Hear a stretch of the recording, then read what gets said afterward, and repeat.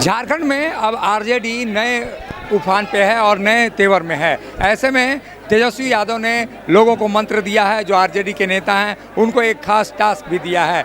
इस समय हमारे साथ पूर्व मंत्री सुरेश पासवान हैं और पूर्व मंत्री राधा कृष्ण किशोर भी हैं। उनसे जानते हैं, ये बताइए क्या कुछ संदेश दिया और क्या कुछ टास्क एक तरह से दिया झारखंड के लिए कि केवल गणेश परिक्रमा न करें बल्कि पार्टी जनता के बीच जाए और जनता के बीच काम करे। देखिए, हमारे नेता माननीय तेजस्वी यादव जी, उन्होंने टास्क यही दिए कि जितने भी हमारे पार्टी के नेता हैं, कार्यकर्ता हैं, उनसे अनुरोध किए हैं कि पार्टी का संगठन को बनाना है तो आपको नीचे स्तर तक, सरजमीनी स्तर तक, गांव तक जो है पहुंचना होगा, पंचायत तक पहुंचना होगा, प्रखंड तक पहुंचना होगा, तभी जो है संगठन को मजबूत आप कर सकते हैं। इसलिए राष्ट्रीय जनता दल का संगठन पहले से मजबूत है। इस बार जो है धारदार बनाने के लिए हर एक जिला लेवल पर, प्रखंड लेवल पर और विधानसभा लेवल पर जो है हमारे नेता पहुंचने का काम करेंगे। माननीय तेजस्वी यादव जी बोले हैं, हर एक जिला वाइज 2 दिन का कार्यक्रम दिया जाएगा, हर एक विधानसभा वाइज 2 दिन का कार्यक्रम दिया जाएगा और संगठन को नीचे से लेकर के ऊपर तक बनाने का, मजबूती करने का जो है संकल्प लिया है। और तमाम जितने भी कार्यकर्ता और नेता यहाँ पहुँचे थे उनको जो है निर्देश दिया गया है कि आपको गणेश परिक्रमा करने से काम नहीं होगा, आपको सरजमीन पर उतर करके और राष्ट्रीय जनता दल को मजबूत करना होगा, तभी हम आगे बढ़ सकते हैं। तभी मजबूती के साथ जो है आने वाला भविष्य में राजद को, संगठन को मजबूत कर सकते हैं। धन्यवाद। राजद को लगातार एक तरह से कहा गया कि सरकार बनाने और बिगाड़ने का खेल करती रही है। राधा कृष्ण किशोर जी, ये बताइए, जो सरकार बनती है, पिछला जो दबाव था वो दबाव कम होता हुआ दिख रहा है, क्या संख्या बल कम हो गई या ताकत आरजेडी की घट गई? नहीं, देखिए, आज तेजस्वी यादव जी का रांची आना, झारखंड आना एक मायने रखता है। सरकार मजबूत है कि कमज़ोर है, सरकार चल रही है। पार्टी बीच में कमज़ोर हुई थी, इसमें कहीं दो मत नहीं। और कमज़ोरी का मुख्य कारण यही था कि 2019 के विधानसभा चुनाव में हम मात्र 7 सीटों पर ही चुनाव लड़े थे।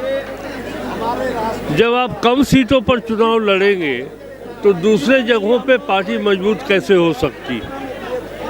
इसीलिए आपको याद होगा कि जब मैंने सदस्यता ग्रहण किया आरजेडी का, तो मैंने ही इस बात को उठाकर रखा था कि हमें अधिक से अधिक सीटों पर जो प्रभाव वाले क्षेत्र हैं वहाँ चुनाव लड़ना चाहिए। मैंने कहा कि तेजस्वी जी का झारखंड आना मायने रखता है। 3 वर्ष हमारे पास समय है। 3 वर्ष में तेजस्वी जी के नेतृत्व में हम बूथ स्तर पर पार्टी को मजबूत करेंगे, हम जिला स्तर पर पार्टी को मजबूत करेंगे, विधानसभा वार स्तर पर पार्टी को मजबूत करेंगे। और जो ही हमें लगेगा कि हमारा प्रभाव बढ़ रहा है तो जाहिर सी बात है कि वैसे सीटों पर आरजेडी चुनाव लड़ेगी। और जब हम चुनाव लड़ेंगे तो मजबूत होंगे।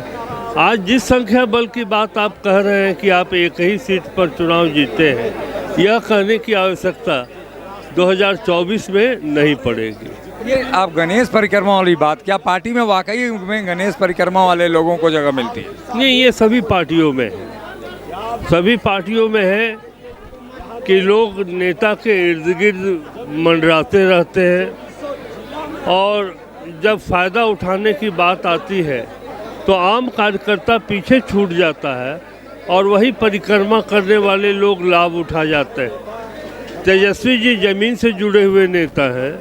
तेजस्वी जी को ज़मीनी हकीकत की जानकारी है, इसीलिए उन्होंने कहा कि परिक्रमा करने वाले नेताओं की कोई गुंजाइश नहीं रहेगी। जो ज़मीन से जुड़ा हुआ नेता रहेगा उनकी पूछ होगी, उन्हें पद मिलेगा, उन्हें आगे बढ़ाया जाएगा। ये तमाम परिस्थितियां हैं कि आरजेडी अब मजबूत होना चाहती है। आरजेडी के और भी नेता हैं, आप देख सकते हैं तस्वीरों में। हमारे साथ आरजेडी की प्रदेश प्रवक्ता अनीता भी हैं। अनीता जी, जो टास्क दिया और जो कुछ कहा, कि लालू जी के विचारधारा को ज़मीन स्तर पर ले जाना है। पार्टी में गणेश परिक्रमा अब नहीं चलेगी। ये बड़ा सवाल उन्होंने खड़ा किया कि पार्टी गणेश परिक्रमा के कारण भी कमज़ोर हो रही है। वाकई इसमें कोई शक नहीं है। तेजस्वी जी बहुत दूरदर्शी हैं और वो बिना बताए भी सब कुछ समझ लेते हैं। तो वो जो बात बोले हैं बहुत बड़ी बात है कि आपको जाना होगा कार्यकर्ताओं के बीच। नेताओं का चक्कर लगाने से कोई फ़ायदा नहीं है। और अभी जो आप देख रहे हैं यहाँ जोश खरोश कार्यकर्ताओं के बीच और किस तरह से कार्यकर्ता उमड़ पड़े थे, तो मेरे को लगता है कि इनका मैसेज जो है वो कार्यकर्ताओं तक पहुँचेगा और वो ज़मीन पे काम करेंगे। आप आदिवासियों में क्या कुछ करेंगे ताकि संगठन मजबूत हो, क्योंकि आदिवासी और ट्राइबल होने के नाते आपको पार्टी में बड़ी मुकाम और बड़ी जगह भी दी गई है। किस तरह से संगठन को आदिवासियों से जोड़ेंगे, जो क्योंकि एक बड़ा तबका जो है जो आरजेडी से वंचित है, आरजेडी से दूर है। देखिए, एक आदिवासी नेता के होने के नाते बड़ा जो जगह है वो तो मिला ही है, पार्टी में बड़ा दायित्व भी मिला है, क्योंकि आदिवासियों को इस पार्टी के साथ जोड़ने के लिए काफ़ी मुशक्क़त करनी पड़ेगी, क्योंकि ऑलरेडी हम जानते हैं कि रीजनल पार्टीज़ एग्जिस्ट करती हैं जिसमें हमारा जो आदिवासी समुदाय है वो ज़्यादातर अपना इंटरेस्ट देखता है। पर उनमें ये विश्वास जगाना है कि ये पार्टी ऐसी है, ये सबसे पुरानी सोशलिस्ट और सेक्युलर पार्टी है और इसकी जो विचारधारा है वो शुरू से ही रही है कि जो डाउन ट्रॉडन सेक्शन जो रहा है ये का सोसाइटी का, उसको उठाने का। तो उसी विश्वास के साथ जितना ज़्यादा हो सके उतने आदिवासियों को लाने का और जोड़ने की कोशिश करनी है। आदिवासियों को जोड़ेंगी, लेकिन तेजस्वी ने एक बड़ी बात यहाँ जरूर कही है कि जो गणेश परिक्रमा है उसको बंद करना होगा, धरातल पर पार्टी के सिद्धांतों को लेकर जाना होगा। अब देखना होगा कि आरजेडी के कार्यकर्ता और जो नेता हैं वो झारखंड की जनता और जो आम कार्यकर्ता है उस तक कितनी जल्दी पहुँच बना पाते हैं। सहयोगी संजय के साथ अशोक कुमार, मुखर संवाद, रांची।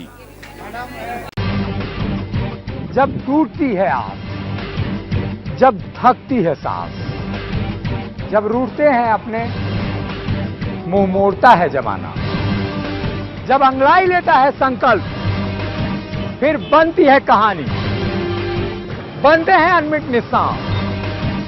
देखिए मेरे साथ संघर्ष की दास्तान।